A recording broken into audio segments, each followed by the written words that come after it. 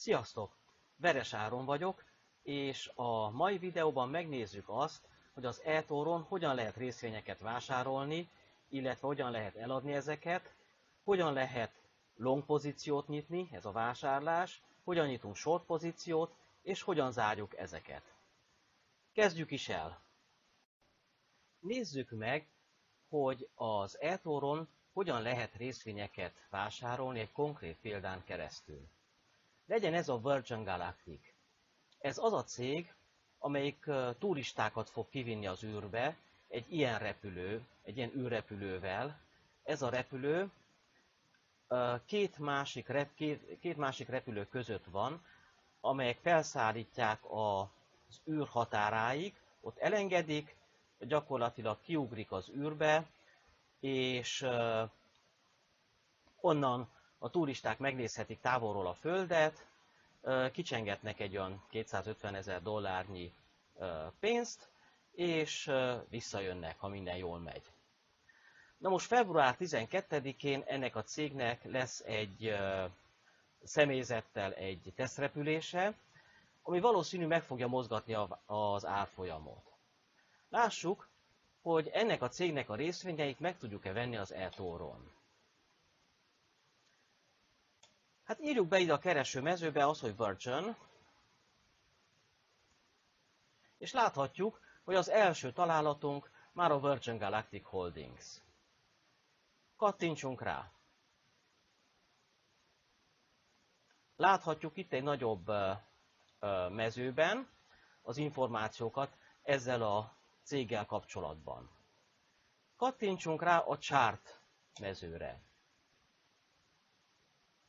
Így láthatjuk ennek a részvénynek az árfolyamát, hogy hogyan változott ez az időben. Ha görgetünk az egérrel, akkor nagyobb intervallumot láthatunk, tehát októbertől errefelé. Azt láthatjuk, hogy már szépen növekedett, tehát olyan $17 körül volt november elején, és most meg egy olyan $54-ról esett éppen vissza egy kicsit. Hogyha a Research Compra kattintunk, akkor elolvashatjuk azt, hogy miket írnak ezzel a céggel kapcsolatban, illetve hogy mit várnak, hogy hova fog kerülni az árfolyama. Tehát a legtöbb elemző azt várja, hogy mivel most nagyon nagyot emelkedett, vissza fog innen esni. Azt rajzolják be ezekkel a vonalakkal, hogy körülbelül mi várható, illetve hányan mondják azt, hogy vételre alkalmas, hányan mondják azt, hogy tartásra alkalmas, de érdekes módon mindannak ellenére, hogy itt azt várják, hogy esni fog, senki sem mondja azt, hogy adjuk el. Különböző elemzői véleményeket el lehet olvasni, hogyha itt a Read Article gombokra kattintunk.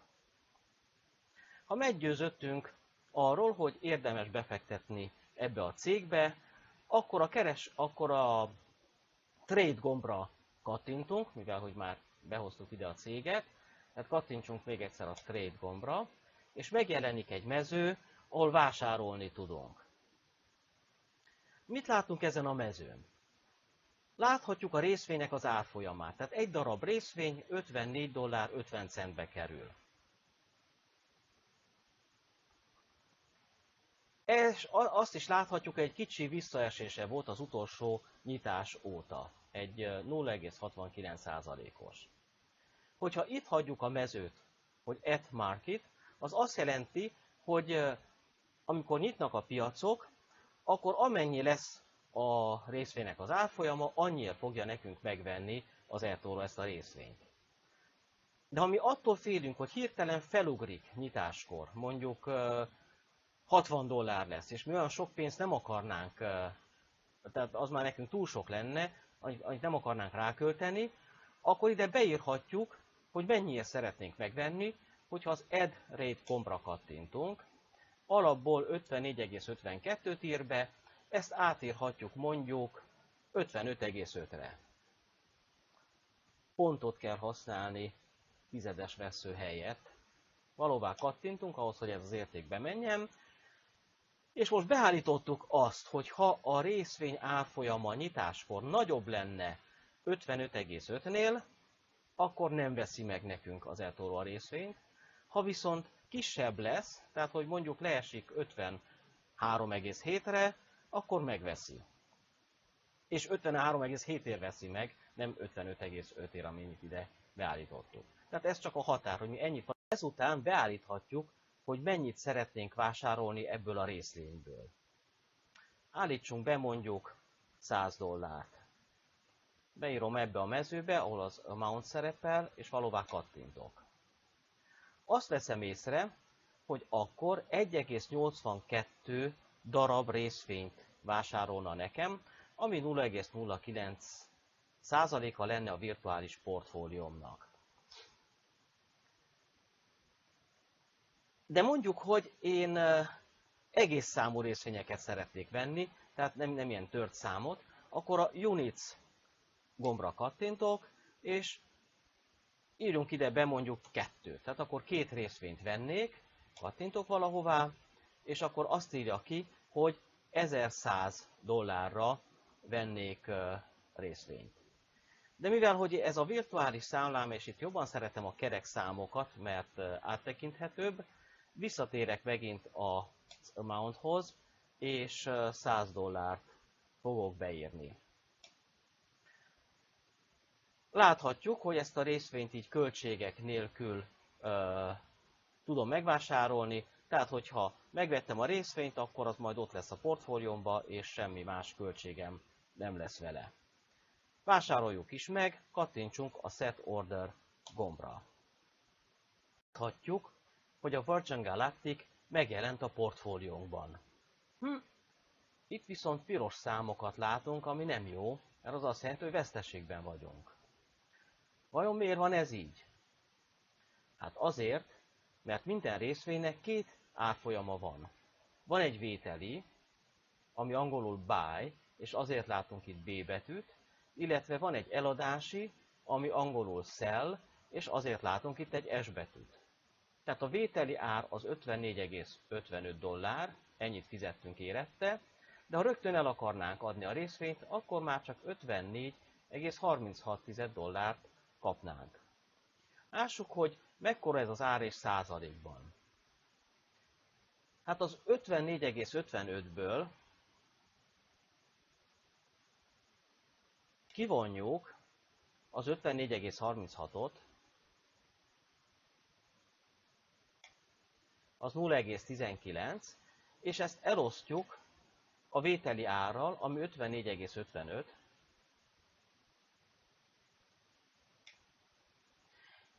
és ezt még megszorozzuk 100-zal.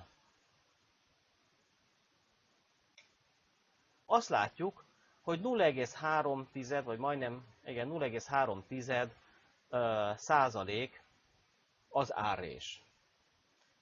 Ennél viszont itt már egy kicsit jobbak vagyunk, mert egy kis idő már eltelt, és azóta az árfolyam egy picikét növekedett. De még nem értük el a zöld tartományt. Reméljük, hogy ez a jövőben sokkal jobb lesz.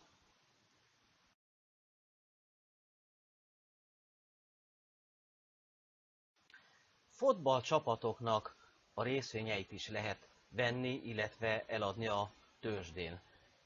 Nem soknak, de egy néhánynak lehet. Ilyen például a Juventus. Most elnézést kérek a Juve szurkolóktól, mert a Juve esetében fogom a sortolást bemutatni. Lássuk, hogy a Juve részvényét lehet-e venni az eToron. Itt van Juventus Football Club. Kattintsunk rá a Trade gombra, és az ismerős ablak jelenik meg, ugyanezt láttuk a Virgin Galacticnál is. Viszont itt most nem a buy irányba megyek, hanem a sell irányba, az azt jelenti, hogy rákattintok itt a sell gombra, és látjuk, hogy most feketébb lett a sell, és ilyen szürke a buy. Az azt jelenti, hogy én kölcsönveszem a Juventus részvényét a brokertől, jelen esetben az eToro-tól, eladom, és abban reménykedek, hogy az árfolyama majd kisebb lesz, mint a mostani, akkor majd visszaveszem, és úgy lépek ki ebből a short alapból, hogy visszavásárolom majd egy későbbi időpontban a részvényeket. Na most, ugyanígy át lehet írni, hogy at market, vagy pedig rate az azt jelenti, hogy megmondom, hogy mennyit vagyok hajlandó érettel fizetni, illetve melyik árfolyamon vagyok hajlandó megvásárolni a UV részvényeket. Tehát alapból azt adja be nekem, hogy 0,8033. Most nekem az a jó, hogyha a részvény lefele megy. Tehát én akár azt is mondhatom, hogy 0,85 még jó nekem. Mondjuk a példa kedvéért. A darabszámot ugyanígy vagy pénzt adok meg, tehát ide beírom azt, hogy 100, és akkor 97,81 darab részvényt veszek meg, vagy pedig kereken a részvényeket írom be, mondjuk, hogyha kereken 100 részvényt akarnék eladni, akkor azért 102,24 dollárt fizetnék. Maradjunk megint a pénznél, és akkor ide beírok 100 dollárt, és azt láthatjuk, hogy egy X1-es tőkeáttétellel tudom ezt megvenni, ami azt jelenti, hogy ha egy részvényi összeget fizetek, akkor egy részvényit adok el. Elvileg lehetne olyan is, hogy mondjuk itt X5 szerepelne, és akkor az azt jelenti, hogy én kifizetek egy részvényt, de kölcsön veszek 5 részvényt a brokertől, azokat eladom, majd később visszaveszem az 5 részvényt, és visszaadom a brokernek. Na most, itt nem lehet nulla stop loss beállítani. És ez azért van így, mert az előző esetben, amikor a Virgin Galacticot vettük, ha minden nagyon rossz irányba megy, megkockáztattunk 100 dollárt, és a legrosszabb, ami történhet, az az, hogy elveszítjük azt a 100 dollárt. Ha viszont sortolunk, akkor ahogy nő az árfolyama a Juventusnak, mondjuk, hogy megtáltosodnak, és egyszerre 1 dollár lesz a részvény értéke, utána még több, 1,2, 1,5, 2, 3, 4, 5, 10, és a határa csillagos ég, és közben nekünk már nem lesz akkora a számlánk, hogy hogy a későbbi időpontban vissza tudjuk venni ezt a részvényt. Ezért, hogy ezt megakadályozza, nekünk egy határt ír be, tehát én kénytelen vagyok egy 50 dolláros stop loss-t alkalmazni, ami azt jelenti, hogy ha nekem rossz irányba mozdul el az árfolyam, és ennek az ügyletnek az értéke számomra már csak 50 dollár, akkor automatikusan, anélkül, hogy én itt bármit is csinálnék a rendszerben, nekem kilép a rendszer ebből a trade-ből, visszaveszi azt a részvényt, és akkor én maradtam azzal a veszteséggel. Take profitot, hogyha akarok, akkor be tudok állítani, ide kattintok egyet, és alapból azt írja, hogy akkor, hogyha 99 dollárt nyerek, akkor automatikusan zárja az ügyletet. Én mondjuk csunk rá a Take Profit gombra, és akkor átírhatjuk azt, hogy mekkora összegnél szeretnénk azt, hogy zárja automatikusan az üzletet. Akár összeget írhatunk be, akár hányadost. Maradjunk a pénzösszegnél, írunk be mondjuk 20 dollár. Tehát, hogyha mi a 100 dolláron nyertünk 20 dollárt, akkor nekünk automatikusan zárja az üzletet. Ezek után nézzük meg azt, hogy hogyan tudnánk tőkeáttétellel vásárolni. Kattintsunk ehhez a leverage-re, és itt akkor megjelent két gomb. Van ez az X1 és X2. X1 az alapértelmezés, az azt jelenti, hogy tőkeáttétel nélkül tudok vásárolni. Ha viszont átkattintok ide az X2-re, az azt jelenti, hogy én mondjuk, ha egy részvénynek az árát fizetem, akkor a rendszer nekem két részvényt fog eladni. Tehát ez azt jelenti, hogy a nyereségem, amennyiben csökken a részvénynek az árfolyama, nekem kétszerese lesz, mint akkor, hogyha csak X1-re kattintottam volna. Viszont rossz esetben, hogyha mégis nőne az árfolyama a részvénynek, tehát sorozatban nyerni a meccseket a Juve, és mindig jó üzleteket kötne, olcsón venne játékosokat, drágán adná el a saját játékosait, stb. Tehát elkezdene nagyon nőni az árfolyama, akkor egyre gyorsabban jutni kell arra a szintre, hogy már nem tudom fedezni a sortomat, és automatikusan a rendszer nekem egy veszteséggel kijátsza. Úgyhogy kattintsunk vissza ide az X1-re, és vásároljuk meg ezt a sortot. A portfólióhoz, majd erre a jobbra-balra nyílra kattintottam, és akkor megjelent a nyitott szerződésem, tehát ezt még nem hajtotta végre a rendszer.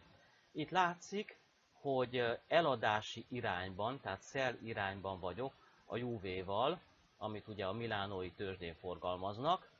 $100 fektettem be, és akkor vásárolja meg nekem ezt a sell pozíciót a rendszer, hogyha 85 cent fölött van a Juventus részvényének az árfolyama.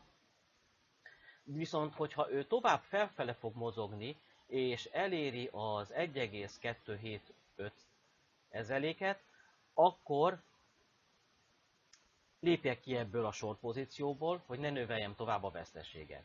Ha viszont csökken az árfolyama, amit én akarok, és eléri a 0,68 centet, akkor ismét lépjen ki, de akkor viszont az már jó lesz nekem, úgyhogy ebben az esetben profittal fogok kilépni.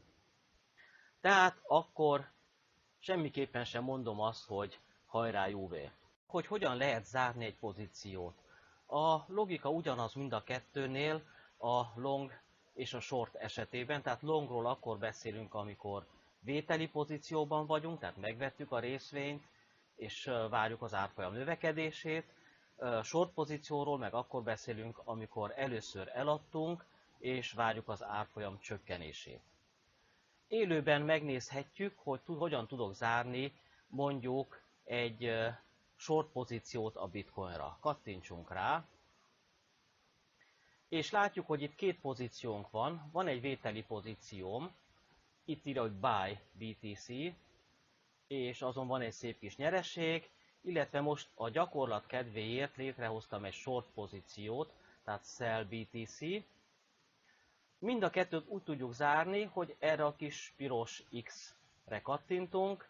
Én most ezt a shortot zárom, rákattintok, és akkor még egyszer rákérdez, hogy close trade, és itt be kell kattintanom, hogy close only part of the trade, tehát nem akarom a teljes pozíciót zárni, csak azt a rész pozíciót, tehát magyarul ezt a shortot, ami a bitcoinon van, és azt mondom, hogy close trade, és akkor mindjárt itt látni fogom, hogy bezárta ezt a pozíciót. Egy kicsit várnom kell, és mindjárt frissülni fog. Lehet, hogy vissza kell mennem egyszer a portfólióhoz.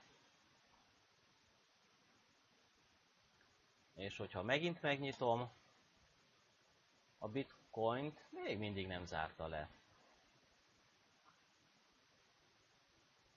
Egy kicsit várni kell, és mindjárt lezárja.